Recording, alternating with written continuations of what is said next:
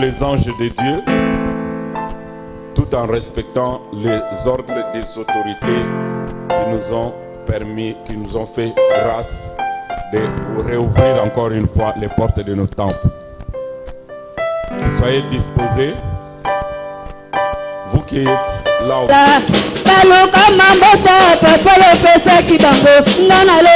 Je bénis encore le Seigneur pour cette opportunité qu'il nous donne de nous tenir devant son peuple pour pouvoir partager la parole de Dieu. Alléluia. La Bible nous dit qu'il envoya sa parole et sa parole le guérit. Ce matin, je crois que cette parole va te faire énormément du bien. Alléluia. Que le nom du Seigneur soit élevé. Merci beaucoup. Vous pouvez reprendre vos places. Amen. Vous pouvez reprendre vos places. Merci beaucoup. Je disais que c'était une joie pour nous de nous tenir encore devant vous pour pouvoir apporter la parole. Je bénis le Seigneur, le maître de temps et des circonstances. Lui qui nous a permis encore de nous réunir dans ce lieu, il est Dieu. Alléluia. Il est Dieu, il mérite la louange, il est merveilleux ce Dieu-là. Il fait des choses qui nous étonnent et qui dépassent notre entendement. Et je dis également merci beaucoup au pasteur Roch, qui est le titulaire de l'église, pour cette opportunité qu'il me donne encore et cette marque de confiance pour pouvoir me tenir, pour apporter la parole de Dieu. Et merci à vous tous qui êtes là en ligne pour pouvoir suivre ces cultes. Je prie pour que le Seigneur vous fasse énormément du bien. Alléluia. Et je remercie aussi ceux qui ont répondu présent ce matin. Que le Seigneur vous bénisse. Nous allons encore une fois courber nos têtes dans la prière. Seigneur, je te prie de m'utiliser. J'aimerais, Seigneur, que moi je puisse disparaître et que toi tu puisses être élevé en ce lieu. Dispose ton cœur à écouter cette parole au nom de Jésus qui est notre Seigneur et notre Sauveur. Amen. Nous allons prendre nos Bibles ce matin. Alléluia. Nous allons parler de quelque chose de particulier ce matin. Alléluia. Nous sommes toujours dans notre grand thème de la joie. Amen. Notre grand thème de la joie. Et ce matin, nous allons parler d'un sous-thème que j'ai intitulé « Un cœur joyeux est un bon remède ». Alléluia. Un cœur joyeux est un bon remède. Et nous trouvons cela, la référence est dans Proverbe 17, 22. Ensuite, nous lirons également Proverbe 15, 13. Et après, on donnera d'autres versets. Alléluia. Proverbe 17, 22. Ensuite, Proverbe 15, 13. Je lis au nom de Jésus. Un cœur joyeux est un bon remède, mais un esprit abattu dessèche les eaux. Proverbe 15, 13. Je lis au nom de Jésus. Un cœur joyeux rend le visage serein, mais quand le cœur est triste, l'esprit est abattu. Parole du Seigneur. Alléluia. Ce matin, j'aimerais partager ce thème que le Seigneur nous a mis à cœur, surtout en cette circonstance où nous voyons beaucoup de choses, où il se passe beaucoup de choses, où nous recevons beaucoup d'informations et beaucoup de gens deviennent de plus en plus tristes, les chrétiens deviennent de plus en plus tristes, ils se posent la question, mais qu'est-ce qu'on va devenir ? Quel est notre avenir? Quel est l'avenir de l'Église? Quel est l'avenir de nos enfants? Quel est l'avenir de ce peuple? Quel est l'avenir de mon pays? Beaucoup de gens se posent beaucoup de questions. Et dans leur questionnement, ça leur attriste de fois de se voir avec toutes les mesures qu'on est en train de prendre. Ils deviennent de plus en plus tristes. Et plus ils deviennent tristes, plus ils deviennent aussi de plus en plus malades. Malades dans leur corps, malades dans leur esprit, malades dans leur âme. Alléluia. Mais la Bible nous dit qu'un cœur joyeux est un bon remède. Alléluia. La fois passée, nous avons parlé du cœur pour dire que le cœur, lorsqu'on parle du cœur sur le plan humain, sur le plan biologique ou scientifique, nous savons que le cœur, c'est l'organe musculaire qui assure la circulation sanguine dans le corps. Alléluia. Ça, c'est ce qu'on appelle le cœur. Le cœur, c'est ce qui fait que nous puissions vivre, que nous puissions respirer. Parce que si ton cœur arrête de battre aujourd'hui, tu meurs. Alléluia. Aujourd'hui, il y a des gens à qui on a amputé des jambes, mais qui continuent à vivre. Parce qu'ils ont leur cœur qui continue à battre. Alléluia. Il y a des gens à qui on a amputé les bras, les mains, je ne sais pas moi, mais qui continuent à vivre. Mais un cœur ne peut pas être amputé. Donc ça veut dire que le cœur, c'est l'un des éléments clés dans le fonctionnement du corps humain. Ceux qui montaient mes athées, moyens pour vivre et ceux qui étaient mis au commis et bembe. Alléluia. Mais ici, dans ce contexte, lorsqu'on parle du cœur, on ne voit pas cet organe musculaire. Alléluia. On ne voit pas cet organe qui pompe le sang. Mais on est en train de parler de notre homme intérieur, de notre esprit. Alléluia. La fois passée, nous avons expliqué que lorsque nous donnons nos cœurs, notre vie au Seigneur, ce n'est pas le cœur musculaire que nous donnons à Dieu. Parce que ce cœur ici peut être transplanté, mais ton esprit va continuer toujours à vivre. Alléluia. On parle de son homme intérieur, cet homme qui doit être renouvelé, cet homme qui doit être fortifié. La Bible nous dit, en réalité, dans l'homme, c'est l'esprit. Alléluia. En réalité, dans l'homme, c'est l'esprit. Donc, nous sommes en train de parler. La Bible, lorsqu'il parle du cœur, il veut identifier le cœur par rapport à l'esprit de l'homme. Alléluia. Par rapport à son homme intérieur. Si tu es malade, bien-aimé, si ton cœur est malade, si ton esprit est malade, tout ton corps devient aussi malade. Alléluia. Et la Bible nous dit un cœur joyeux. Donc ça veut dire un cœur qui est comblé, un cœur qui est content, un cœur qui est satisfait. J'aimerais également faire la différence entre être joyeux, être heureux et être, entre guillemets, satisfait ou comblé. Lorsqu'on parle d'être joyeux, on voit la joie, n'est-ce pas? Et la joie, la joie dont nous parle la parole de Dieu ici, c'est plus qu'un sentiment. Alléluia. La joie, ce n'est pas un sentiment. La joie, c'est un fruit de l'esprit. Amen. C'est le fruit que produit l'esprit. Lorsque tu donnes ta vie au Seigneur, le Saint-Esprit vient habiter en toi. Tu commences maintenant à vivre la vie de Christ. Et la Bible nous dit tel qu'il est, tel nous sommes. Alléluia. Et les fruits de l'esprit qui sont, que nous cite Galates 5, 19, la joie, l'amour, la paix, la bonté, vient s'identifier à toi. Alléluia. La joie, c'est l'une des caractéristiques de Christ. Alléluia. C'est l'une des caractéristiques de Christ. C'est la nature même de Christ. Galates 5 nous dit, les fruits de l'esprit sont, alléluia, l'amour, la joie. Tout ça fait partie de Christ. Parce que Dieu est amour. Alléluia. Et quelqu'un qui a Jésus en lui doit être joyeux. Alléluia.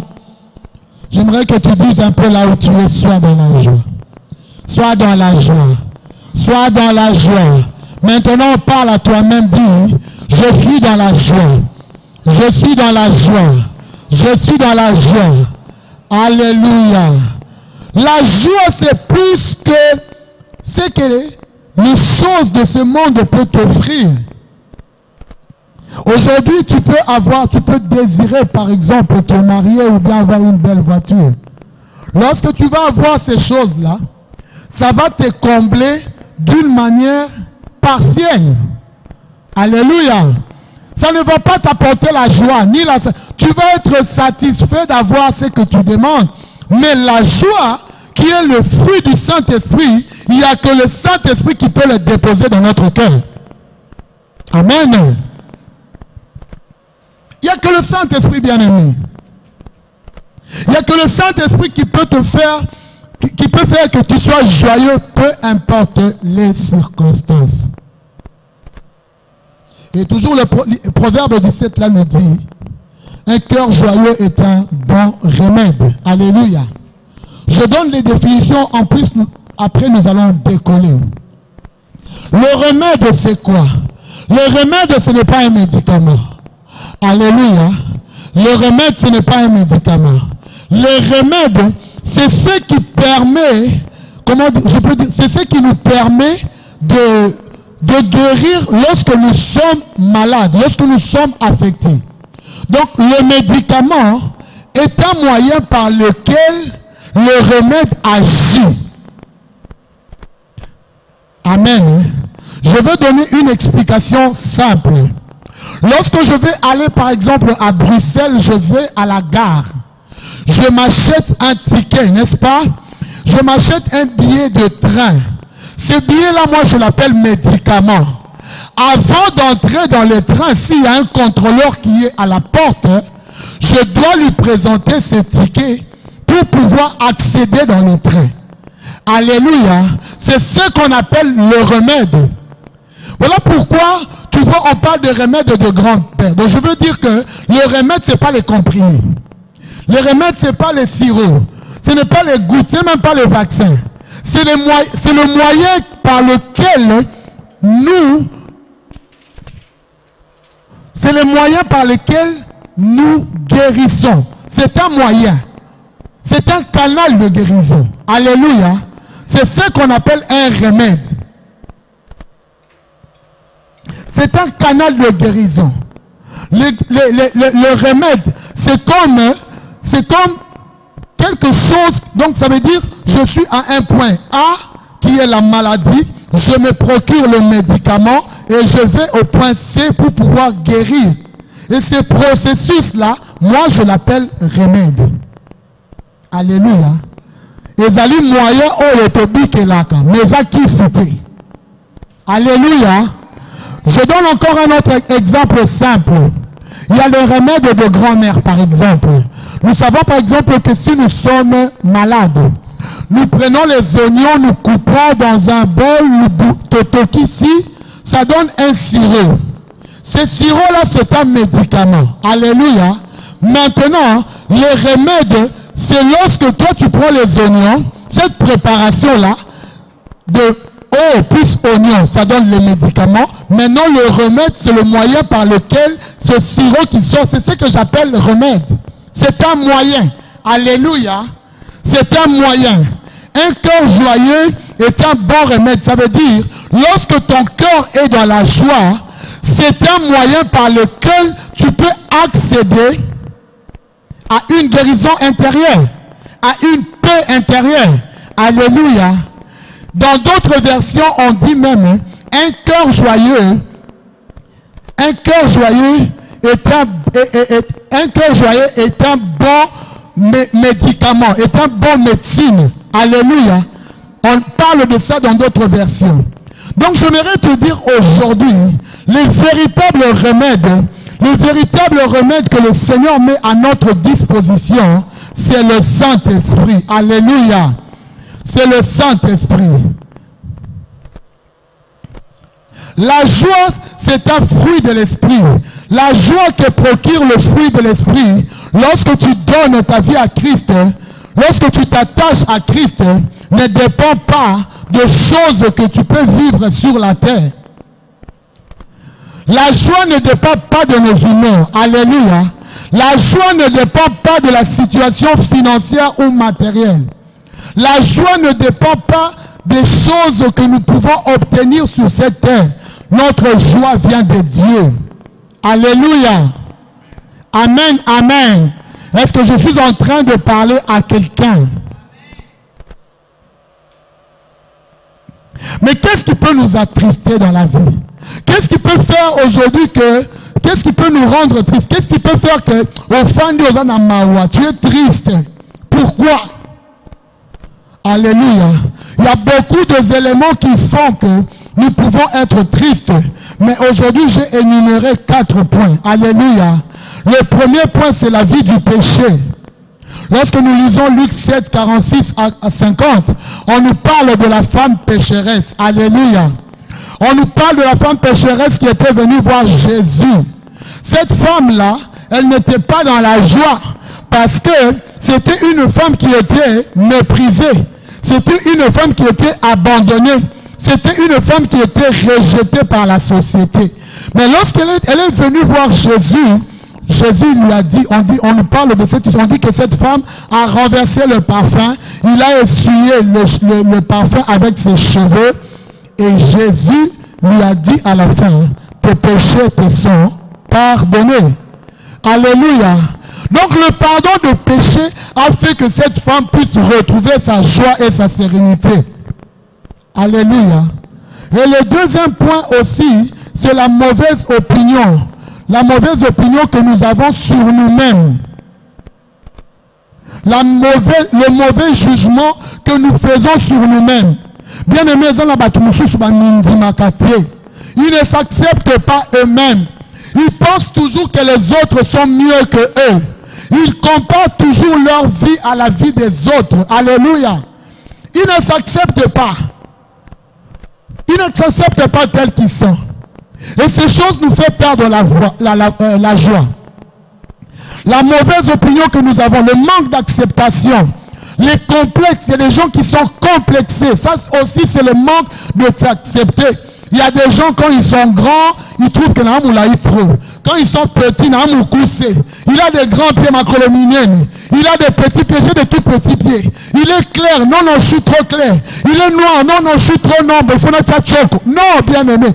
Tu dois t'accepter tel que tu es. Alléluia. Ces choses-là font aussi que nous puissions manquer la joie. La comparaison avec la vie des autres personnes. Amen. La comparaison avec la vie de la mauvaise opinion qu'on a sur nous-mêmes. Mais j'aimerais te dire ce matin, la Bible nous dit dans le livre de Psaume que je suis une créature si merveilleuse. Alléluia. Dieu a fait que tu puisses être tel que tu es. Tu dois t'accepter tel que tu es, bien-aimé. Et il y a des gens aussi qui ont le complexe de supériorité. Vous savez, les gens qui ont le complexe de supériorité, ils se croient toujours supérieurs aux autres. Ils veulent toujours écraser les autres. Ces gens-là ne sont jamais contents. Ils ne sont jamais heureux. Si tu vois quelqu'un essayer d'écraser quelqu'un d'autre, c'est parce qu'il veut s'affirmer dans la société. Oh, tu n'as pas besoin de ça, bien-aimé. Je dis, tu n'as pas besoin de ça. Tu dois t'accepter tel que le Seigneur dit que tu es. Alléluia. Le troisième point, c'est l'opinion des autres. Alléluia. L'opinion des autres peut aussi faire que nous puissions être tristes. Il y a des gens, même pour qu'elle soit belle, elle doit d'abord, quelqu'un d'autre doit d'abord lui dire que tu es belle pour qu'elle puisse accepter. Alléluia. Maintenant, lorsque les autres viennent avec une opinion négative, ça te rend triste. Alléluia. Il y a des gens qui sont là pour pouvoir t'écraser. Ils trouvent toujours que tout ce que tu fais n'est pas bien. Alléluia. Ils trouvent toujours un jugement à porter sur ta vie. Au cause de tu étais un homme de péché, tu te répands, mais il va toujours trouver un sujet pour pouvoir t'écraser. L'opinion des autres. Vous savez, si Bartimée avait entendu l'opinion des autres, il n'allait jamais recouvrir la vie. Alléluia. Si Bartimée avait écouté l'opinion des gens qui l'empêchaient de crier, il n'allait jamais recouvrir la vie. Toi, reste là. Toi, tu es bien sur le bord du chemin. Reste là. Sois mendiant, sois aveugle. Il y a des gens qui sont là comme ça dans la vie, bien-aimée. À tout prix. Ne te lève pas, frère. Tu n'es pas n'importe qui. Je te dis que tu n'es pas n'importe qui. Tu n'es pas n'importe qui. Tu es l'enfant de Dieu. Tu es le fils de la promesse. Tu es la fille de la promesse. Alléluia. Et le quatrième point, c'est le souci de la vie. Alléluia. Le souci de la vie peut faire aussi que nous ne puissions pas avoir la joie. Amen. Les soucis de la vie, c'est le matériel, le mariage, le célibat, les problèmes dans les couples, les problèmes avec les amis, les problèmes avec les enfants, les problèmes de manger, de boire, de se vêtir. Tout ça, ce sont des soucis de la vie. Alléluia. Bien-aimé, aujourd'hui, je veux te donner aussi